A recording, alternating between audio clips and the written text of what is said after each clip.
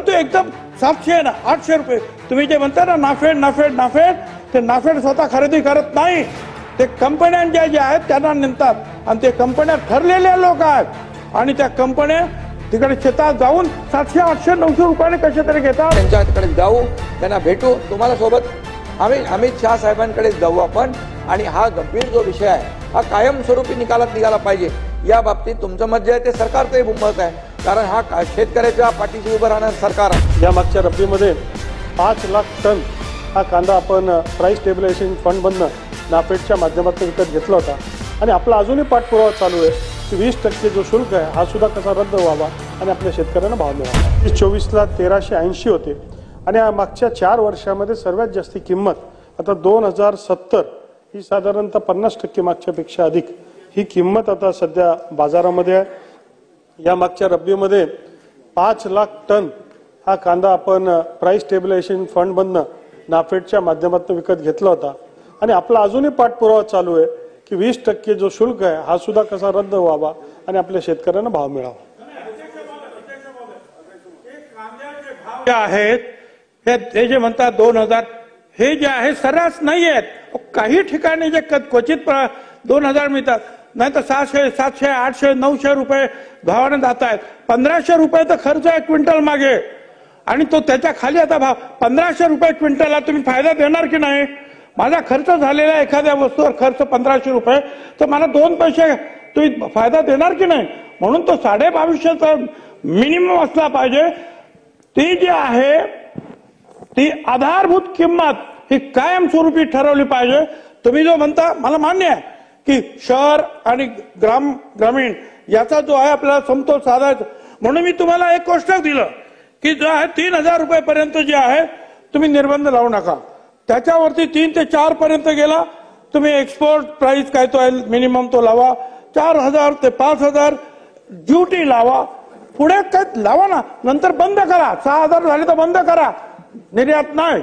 परंतु एकदम 700 ना 800 रुपये तुम्ही जे म्हणता ना नाफेड ते नाफेड स्वतः खरेदी करत नाही, ते कंपन्यांच्या ज्या आहेत त्यांना नेतात आणि ते कंपन्या ठरलेल्या लोक आहेत आणि त्या कंपन्या तिकडे शेतात जाऊन 700 800 900 रुपयाने कसे तरी घेतात, पण सोडून जाईल म्हणून लोक विकतात आणि नंतर ते ठेवतात आणि मग भाव वाढल्यानंतर आणि तोच कांदा जो आहे नंतर नाफेड सुद्धा विकत घेतो। अध्यक्ष महोदय खाली फार अंधाधुंद चाललेले आहे अध्यक्ष महोदय, आणि म्हणून आज शेतकरी जे आहेत पाण्याच्या टाकीवर चढले। माझी जे आहेत उपमुख्यमंत्री जे बसलेले आहेत त्यांना मी विनंती करतोय की आपण अनेक वेळेला अनेक प्रश्न घेऊन जे आहेत भारत सरकारकडे जाता आणि प्रश्न सोडवता, ही आनंदाची गोष्ट आहे, पण मग या कांद्याचा प्रश्न सुद्धा कायमचा मार्गी लावण्यासाठी मी जे काही सांगितलं त्याप्रमाणे आधारभूत किंमत 2250 रुपये आणि त्याच्यानंतर जर वाढत गेली तर टप्प्याटप्प्यानं जे आहे तुम्हाला जे इतर निर्बंध लावता येतील। एक लक्षात घ्या, खर्चाच्या पेक्षा तुम्ही अर्धा आम्हाला फायदा देणार की नाही शेतकऱ्याला? काय 2000 रुपये म्हणून तुम्ही सांगणार?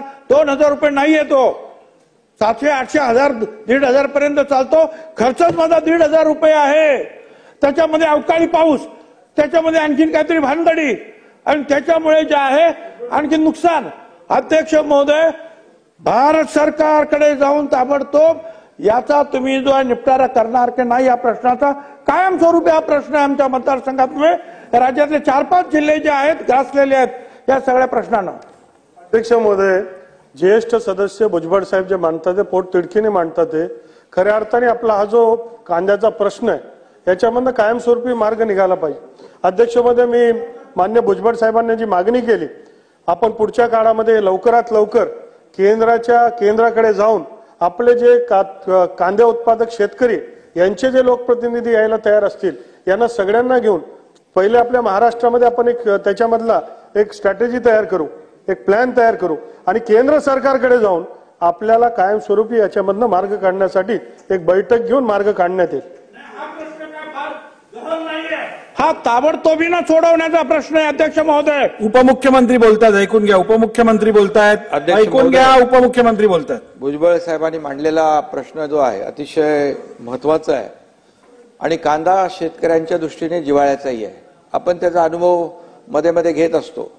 जेव्हा अगदीच भाव खाली येतात आणि तेव्हाही परिस्थिती आपल्याला शेतकऱ्यांची असते आणि जेव्हा भाव वर येतात त्यावेळेस ते एक्सपोर्ट ड्युटीचा जो विषय असतो तो यामध्ये खरं म्हणजे आपला एकूण भारताची कांदा पिकवण्याची क्षमता 60% आहे पूर्ण आणि त्याच्यामध्ये 40% महाराष्ट्राचा वाटा आहे.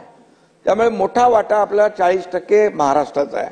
आणि यामध्ये मध्ये जेव्हा असा प्रसंग आला होता त्यावेळेस देखील आम्ही पियुष गोयल आणि यांना सांगितलं की बाबा ही अशी अशी परिस्थिती आहे, आपल्याला याच्यामध्ये मार्ग काढला पाहिजे. आणि त्यावेळेस भुजबळ साहेब 5 लाख मेट्रिक टन कांदा केंद्र सरकारच्या माध्यमातून खरेदी केला गेला. ही वस्तुस्थिती आहे.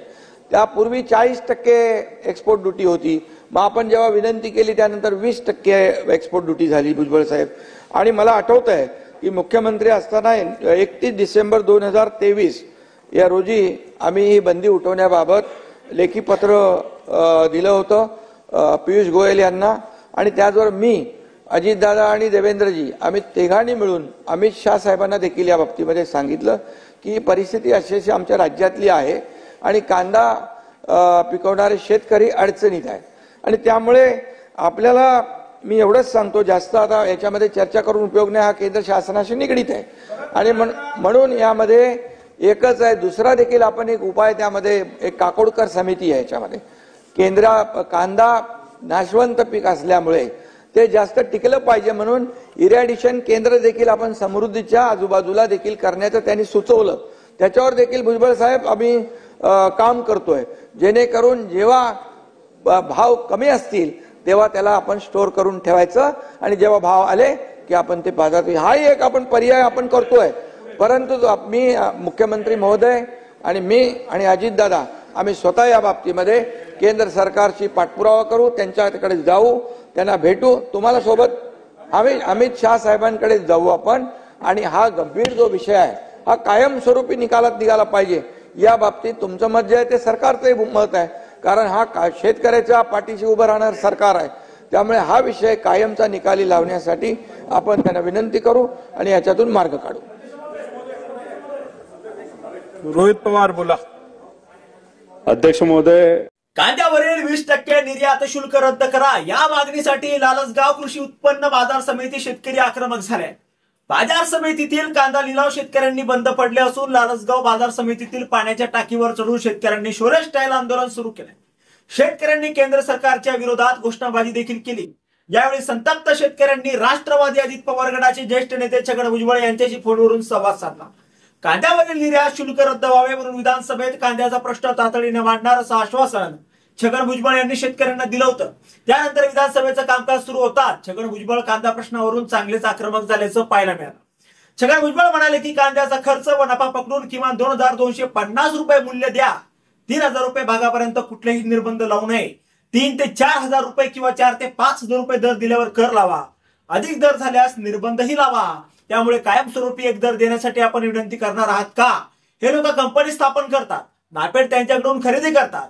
दर कमी झाले की या कंपनी खरेदी करतात, नाफेडचे दर वर गेल्यावर याच कंपन्यांकडून कांदा खरेदी करते. त्यामुळे शेतकरी मरतो आणि कंपनी श्रीमंत होते.